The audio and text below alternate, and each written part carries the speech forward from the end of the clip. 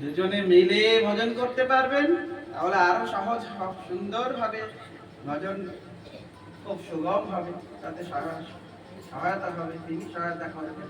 সুতরাং আমরা এই প্রার্থনা করতে পারি। তাই বিশাল জড়ি থেকে মুক্ত বলে, তাই আমরা অনন্ত অনন্ত জীবনের 84 লক্ষ জনি ভ্রমণ করতে গিয়ে কত পাপ করেছি তার তো ঠিক ঠিকানা কিছু না।